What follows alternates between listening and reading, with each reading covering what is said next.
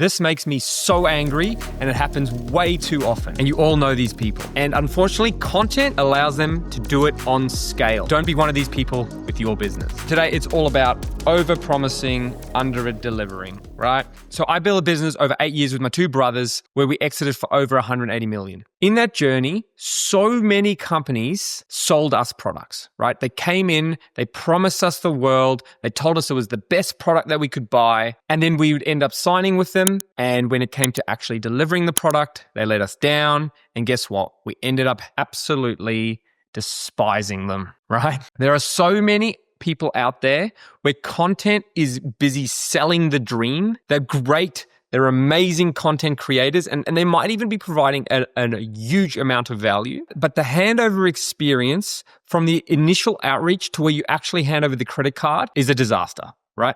So they've sold us the dream, and then when we're about to get to actually paying, or even when we just get in, everything, all the hard work is completely destroyed. So I want to talk you through how we can avoid this. Now, just before I get started with this rant, common experience where a slippery salesperson has promised you something and has completely underdelivered. I want to hear about it. Let me know down below. All right. The first section that we're going to talk about here is content by itself isn't actually the solution, right? Content is a tool we can use to get people's attention and to sell, but it isn't the entire sales process. I think a lot of people are missing that in this day and age, right? Content is only part of the solution. It isn't the solution. It's not the ultimate, do this one thing and it's going to make your business work. So content's going to get people to the door. So here's our business. Here's our little door. Here's old mate Ken standing at your door. I've been pushed along with your pieces of content, right? You've been delivering great value along the way. You know, I've been watching them all and I'm like, sounds like a great product. I come to the door here of your business. That's content's role, right? It's to build trust, it's to build that, but it's to get them to the door. It is now your job to take them through the door and to actually have a great time and deliver on the promise and all that brand building you've been doing. You need to actually go and sell there. It's very easy for a lot of people to like sell on camera. You've got charisma and you've got the social proof, right? And you might even have a great funnel, get everyone there, then you can't actually execute on that promise. Right? Now it's the goal of the next step is to actually execute and deliver the product so you can have a happy, raving fan. Now, what I want to talk about is what happens if you don't execute on this? And what we're going to end up doing is we're going to turn these raving fans that you've created into haters. So like a lot of people are going to be able to, talk us through a funnel, get us built like really vibing, get us to the door. Then we're going to rock up and now the work's going to be expected to be done. You need to be the same person on camera as in real life. So when you respond to messages in the initial onboarding calls, all of those kind of things, you need to be the same person. Like if you're going to be a founder on camera, you need to be the same person on camera as you are in real life and not putting on a persona and then like treat your customers in a weird, strange way. So if you're super energetic on camera, but then a wet noodle on the other side, you've just done something here. You've actually, all that trust you've built, you've just gone and crushed it and chucked it in the bin, right? That is exactly what you've done there. And one thing that I've seen is like a lot of these high ticket things, they've created great funnels and it's all this stuff and they want to sell high ticket. But I think like as a person who spends big money on certain things, there's an expectation that comes with high ticket. There's actually more hand holding. That's really what it looks like. If you look at enterprise plans in most businesses, and like we dealt with this a lot, dealing with enterprise and big contracts means more people. Doesn't mean more automation. It means more people. That's what you want to pay for. When there's a problem, I want it solved. When there's a question, I want you to answer it.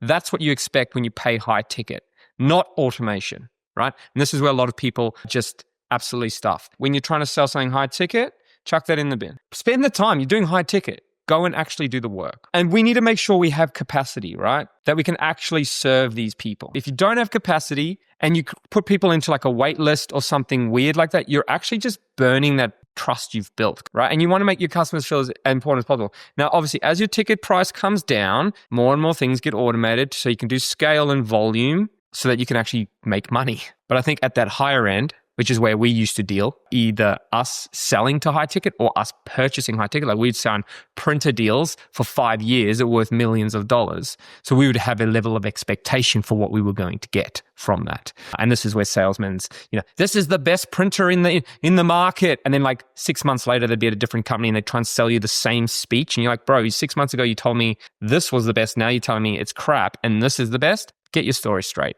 Don't be a shill. Overlooking this, you just create haters. The same people, and I am this person. It's like, I believe in your product, I will sell it for you. Don't worry about that. I will get it sold. I will tell everyone about it. I'll shout it from the rooftops. But if you do the opposite, it's the same way. I'm going to tell people, probably don't look at that product. Probably don't look at that service. Probably not for you. Yeah, and then also like this final piece here is if you're not delivering during that like kind of handover onboarding process, people are just going to say, well, I'm just going to consume the free content. And then you're actually going to undo all the hard work you're trying to do. You're creating this great content because this is like, you're here, you've done it. Like you got the funnel. It's amazing. And you're not delivering in the sales pipeline or you're not delivering on the actual delivery of the product. You've now just, lost all that and people are just going to, I'm just going to eat your free food and you get nothing out of it. So we don't want to do that. All right. So from here, I have one thing to say. Please stop. Stop doing this. This is not what we want to do. Cut it out. If you can't deliver on your promise, don't promise, right? Don't promise things you can't keep. We're building Clipflow right now. We have a lot of meetings with people like, looking for a solution to their content. But if we can't help them in a certain way, like it could be too early in their journey, like if they don't have a content team, Clipflow is really not for you yet, right? If you don't have a team, just use a Post-it note. It's just you, it's in your head, it's fine. But we tell them, like I'll explicitly tell them, like this isn't for you right now. I will try and give them value in that course. We're trying to build a strong pipeline to get people in. And then if they come in, I want to be the same person on content that I am there. So I'm going to still try and deliver value. I'm going to find out about your business. I'm going to see where your actual problems are. I'm going to try and deliver value in a way that can help you regardless of whether you use my product. And then I can tell you, you know what? Try this. If that works and you grow, then come back here. And what you're doing is you're leaving people with a nice taste in your mouth.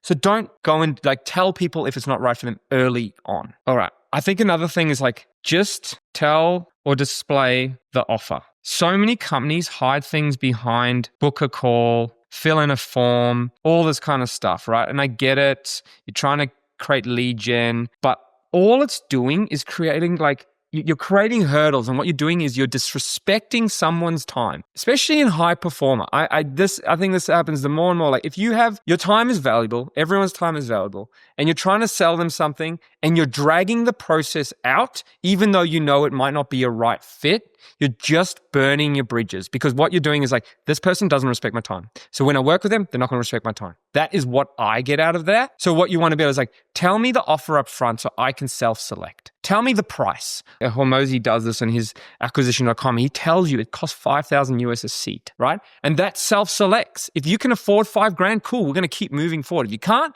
great. But he hasn't burnt any bridge in that because like, up front, that self-selects people. If you're trying to clean up your funnel, do it early. Don't try and like hide the price down the road. So many SaaS platforms do this and it's very, very frustrating. It's like, book a call. Cool. I waited 2 weeks. I got the call. I waited for you were late. Great. Excellent. So you already don't respect my time.